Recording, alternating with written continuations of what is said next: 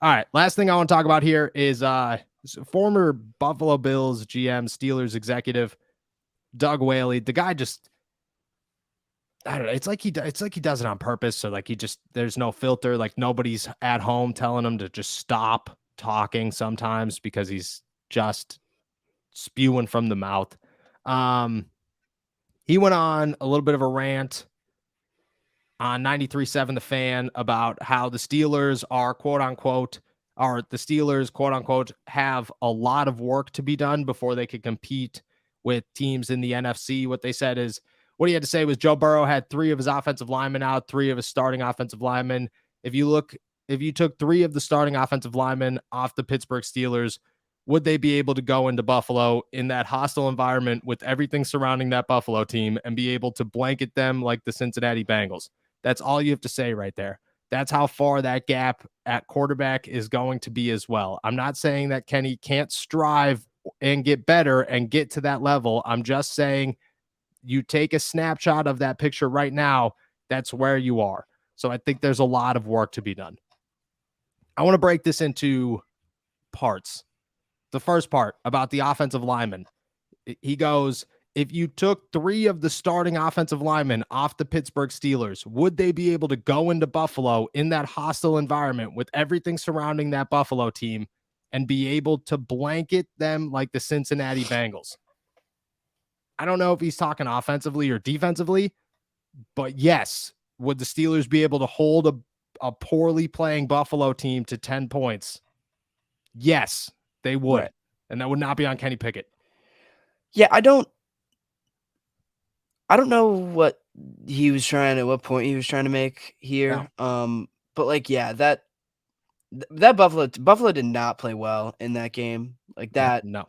I don't think that can be ignored either. That was not the same Buffalo team that the Steelers played in week whatever it was. Week 4. Yeah, because it was Kenny's first start. Yeah, it was not the same team. They were sliding around, they were tripping, they were like the Bengals were bouncing off of tackles that the Bills just were not. Like it seemed like the snow affected Buffalo a lot more than it affected Cincy. But yeah, like I don't know. Like you said, the offensive line does not affect what the defense does, and the defense I think would have been able to stand up to Buffalo, especially in that conditions with them playing that poorly. And I don't know, like why are we exchanging these type of like I just didn't understand. Is there anyone who thinks that the Steelers are as good as the Bengals right now?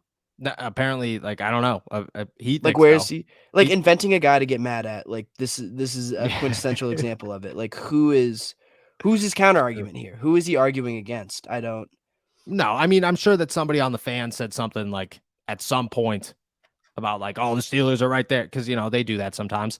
They do that a lot of times, right?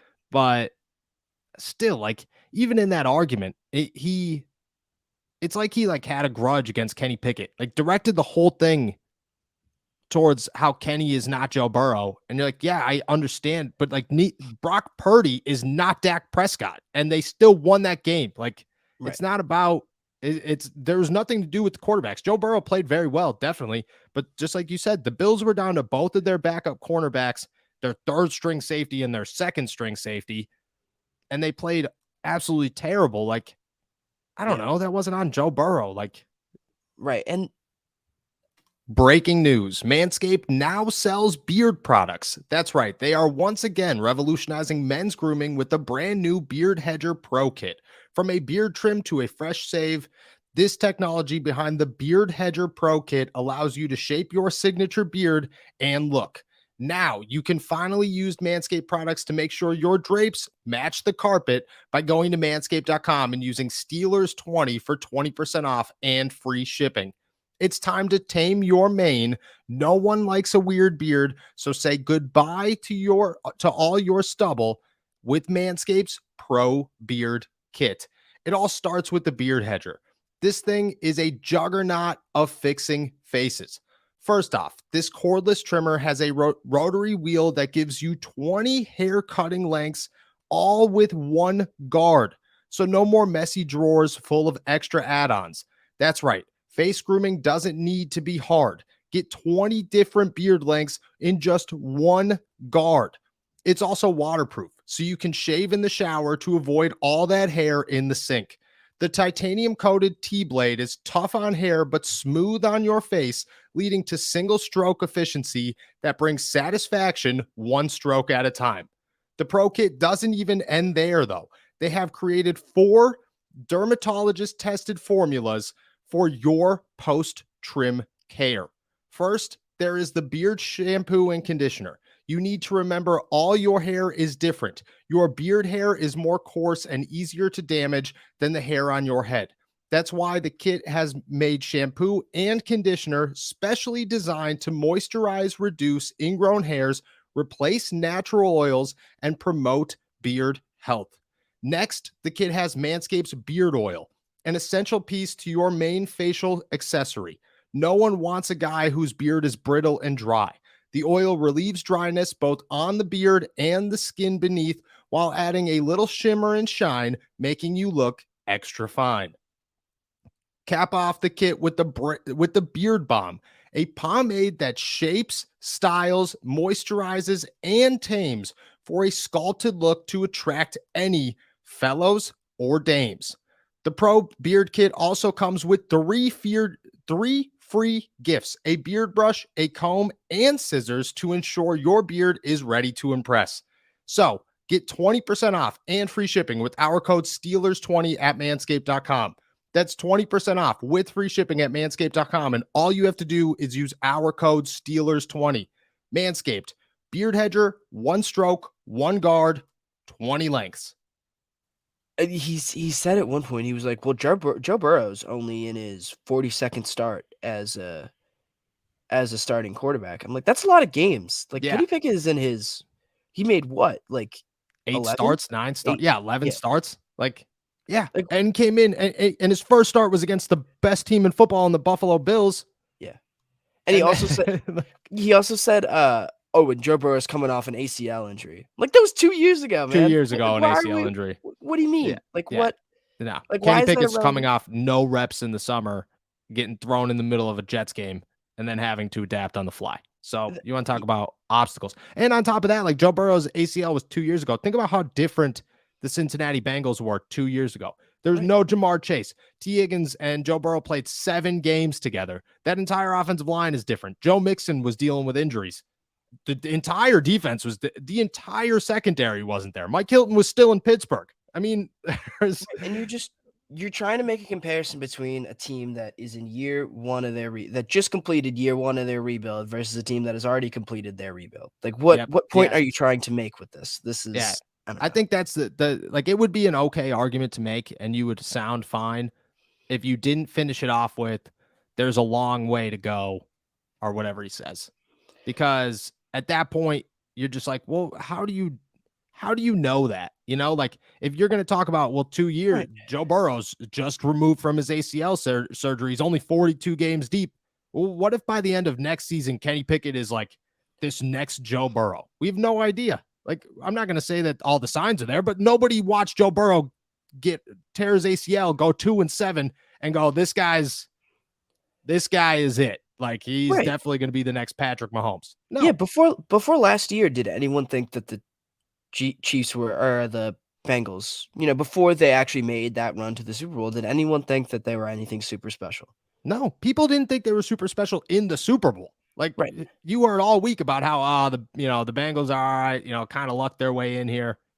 It's like, no, they're good, but that's just what the NFL is. Like, it's a constant cycle of, you can't judge a rookie quarterback. You just can't do it. It's rule 1 of football, is not to judge a rookie quarterback on what the next 5 years of their career looks like, because we have no idea what's going to happen. And he just, it's just a, well, yeah. And to like treat saying like a first year quarterback is not the same as a third year quarterback. Like, to treat that like any kind of brilliant take from like some, especially like, this is a former executive. This is someone who's supposed to like really know their stuff and all that. And I don't know, like, who did he think he was impressing with this? Like, what kind of knowledge did he think he was sharing that no one else knew? This just felt like pointing the obvious out for the purpose of, like you said, kind of putting down a team that kind of knows where they are already. Dude, it kind of feels like he just does this. Like it's you weren't around when the GM search was going on, but this guy was a candidate, and he was like a late candidate. Like people felt like, oh, Doug Whaley could be the guy. He's from Pittsburgh. He worked in the Steelers front office. People were very excited about it. And then like a week after his interview or something, like 2 days after his interview, I don't remember what it was, he went on this whole tangent on the Fan again in the same setting where he talked about Jack Ham, who's one of the greatest Pittsburgh Steelers linebackers of all time, a generational talent, like a guy that Art Rooney has said time and time again could play in any era in football and be a superstar. And he went on this whole tangent about how that take is wrong and how Jack Ham at best is a special teamer in today's football. Like 3 days after his interview, like he was just like, I'm feeling real confident about the job, but Jack Ham, one of the most idolized figures in Pittsburgh, sucks. Like average at best, and then didn't get the job. Like, well, it's just like, why? Like, who asked you to make this? Like, no one asked for this at all. Like, no, why? and he was arguing. Like somebody was talking about how Jack Ham could play in any era. Like, I don't know. I don't remember exactly how it got brought up, but that's what the conversation was. And he was just like, no, and got like real defensive. And like, like you don't have a wife at home or somebody to just be like, hey, buddy, shut up. Like, just stop talking. Well, yeah, for your own good. Like, why would you, like, even if you did feel that way, even if you were super convinced by that argument, why would you like insult the franchise that you're trying to? You don't.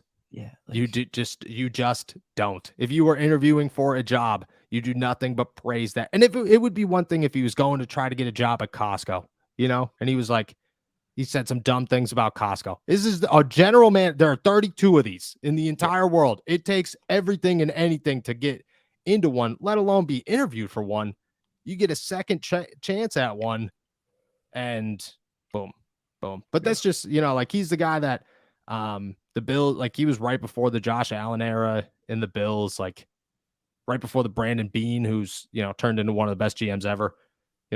He's just, he doesn't have a good track record, but it's just every time I see his name, I'm just like, this guy it's going to be bad. I turn it on. Anytime I see his name, like mentioned on Twitter or somebody and be like Doug Whaley at 3:30. I'm like, well, 3:30. Got to make sure I'm watching the Fan because you just know something's going to happen. Dude, it just doesn't make sense. Like how did you get that far and not realize when to just keep your takes very mild, just mild. You put Kevin Colbert on the Fan right now. You put Omar Khan on the Fan right now. It is the most boring interview of all time. Right. Ever. Because that's what your team wants. You don't want to create any call attention to yourself or anything like that. Nope. Your job is to stay cool, calm, collected, and out of the spotlight. And he doesn't do that very well. So shout out Doug Whaley, giving us something to talk about in the offseason, always coming up with some hot takes. And you know what? Credit where credit's due. You are right. Joe Burrow and Kenny Pickett are not the same. And the Pittsburgh Steelers, go pat yourself not as good as the Bengals right now. So shout out you. Shout out you.